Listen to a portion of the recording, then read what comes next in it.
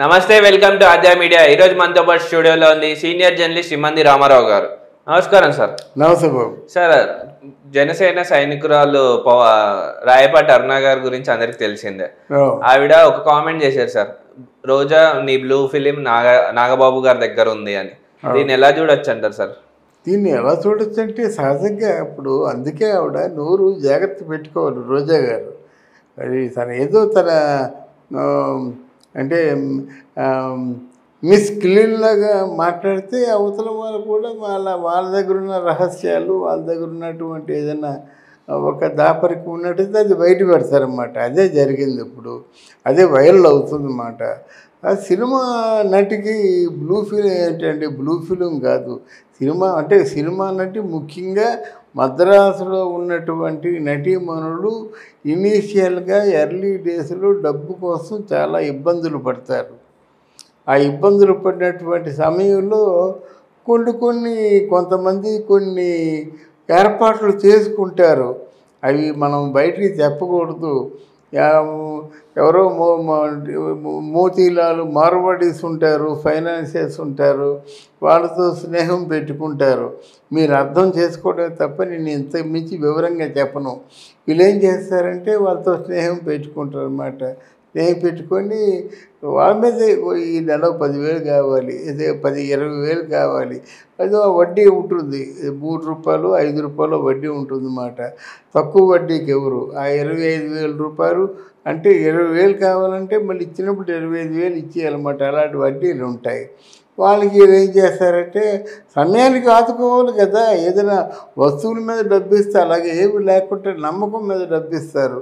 వసూలు చేసుకోగలం అనేటువంటి నమ్మకం మీద డబ్బులు ఇస్తారు. కాబట్టి వాళ్ళకి ఏం చేస్తారంటే ఆ రోజు ఏదో భోజనం పెట్టడం, ఏదో మొత్తానికి కాలక్షేపం చేస్తారన్నమాట. అంటే ఒక ఆత్మీయంగా అంకులన్నీ ఏదో వాళ్ళ పేరుతో పిలుస్తారు. చక్కగా వాళ్ళకి ఇష్టమైన భోజనం పెడతారు. హాయిగా కమ్మగా కబుర్లు చెప్పుకుంటారు అన్నమాట. అది అట్లాంటివి ఉంటాయన్నమాట. అయితే మరి కొంతమంది మలయాళం ఫిలిమ్స్లో యాక్ట్ చేస్తుంటారు. ఇవన్నీ కూడా మలయాళం ఫిలిమ్స్లో యాక్ట్ చేయడానికంటే తక్కువ. మేము ఉన్నప్పుడు అంటే నేను ఇప్పుడు ఇండస్ట్రీకి వెళ్ళి 50 ఏళ్ళు అవుతున్నాయి. ఇండస్ట్రీకి వెళ్ళే కొత్తలోనూ 5 రోజుల్లో సినిమా తీసేవాళ్ళు. మలయాళం సినిమా 5 రోజుల్లోనే సినిమా తీసేవారు. అందువలన మన తెలుగు హీరోయిన్లు కొత్తగా వచ్చిన మంచి అందంగా ఫ్లవర్ లాగా ఉన్న అమ్మాయిలు కూడా మలయాళం సినిమాకి వెళ్ళిపోయేవారు అన్నమాట. వెళ్ళిపోయినట్టు వాళ్ళకి ఎంత ఇచ్చేవారు? 5,000 3,000. పెద్ద హీరోయిన్ అయితే 10,000 అన్నమాట. 5 డేస్లో వచ్చేస్తుంది అన్నమాట. ఆ 10,000 రూపాయలకి వాళ్ళకి ఏదో కావాల్సిన బిడ్స్ అయితే తీసుకుంటారు అన్నమాట. అలా ఉండేది. దాన్ని ఎవరు తప్పు పట్టేవారు కాదు. ఇప్పుడు జేసుద కానీ వీళ్ళందరూ ఉన్నారంటే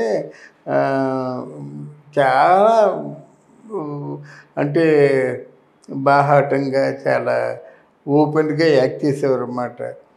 మలయాళం సినిమాల్లో ఓపెన్గా యాక్ట్ చేయని వాళ్ళు ఎవరూ లేరు, ఇన్క్లూడింగ్ సావిత్రి గారు. సావిత్రి గారు కూడా చులి అనే ఒక సినిమాలో ఆవిడ యాక్ట్ చేసింది అన్నమాట. అలాంటి సినిమాల్లో రోజా కూడా చాలా ఆ రోజుల్లో బాగా సెక్సీగా ఉండేది, అందంగా ఉండేది. తర్వాత ఎందుకు వాళ్ళు ఆయన చేసిన సినిమా సంబరతే అని ఒక సినిమా ఉంది. దాంట్లో మన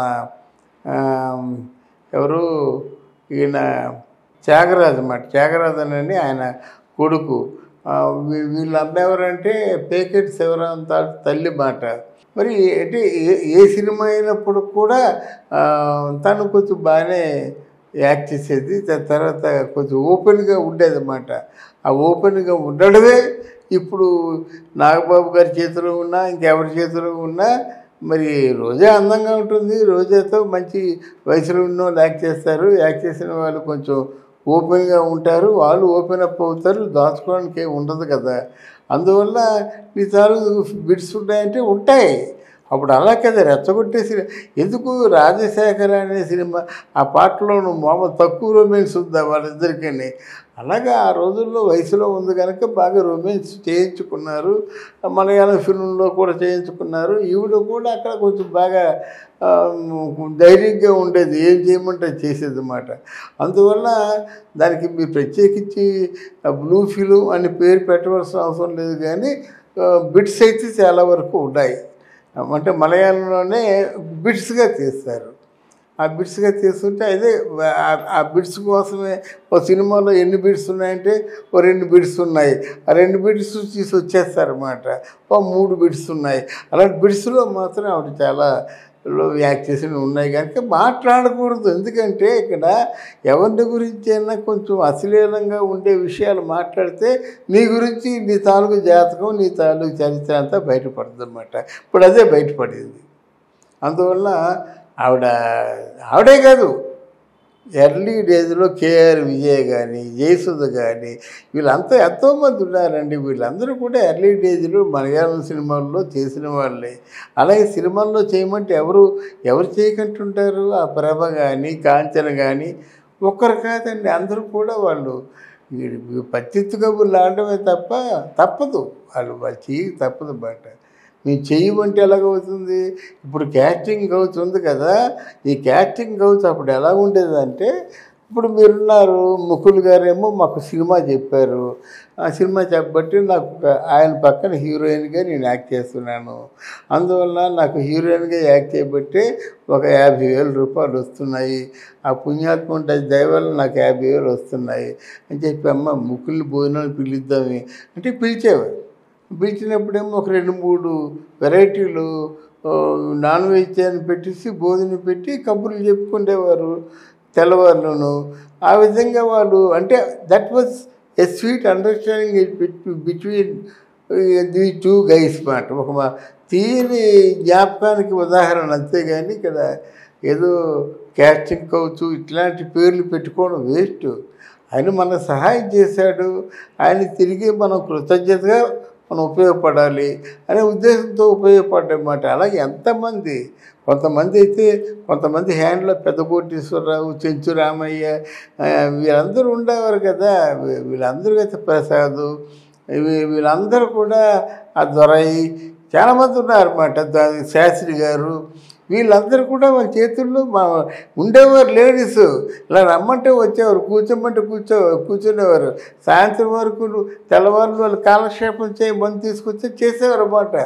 ఎందుకంటే వాళ్ళ చేతుల్లో సినిమాలు ఉన్నాయి కనుక అలాంటి వాతావరణం మనం చూసాం. ఇక్కడేముందండి, ఇక్కడ ఒకరింట్లో ఎవరు భోజనం చేస్తారా? అక్కడ అలా కాదు కదా. మామయ్య అంటే మామయ్య, బావ అంటే బావే, ఇలాగా చక్కగా కుటుంబ నేపథ్యం ఇలాగా ఉండేది. మంచి అనుబంధం ఉండేది. వాళ్ళ ఇళ్ళలో మనం భోంచేయడం, మన ఇళ్ళల్లో వాళ్ళు భోంచేయడం అలాగ ఉండేవారు అన్నమాట. మరి పొరుగు రాష్ట్రం వెళ్ళిపోయామంటే అలా కలుపుగోలుతనంగా లేకపోతే ఎవరండి మనల్ని చూస్తారు? అది. ఓకే అండి, థ్యాంక్ యూ అమ్మా, థ్యాంక్ యూ వెరీ మచ్.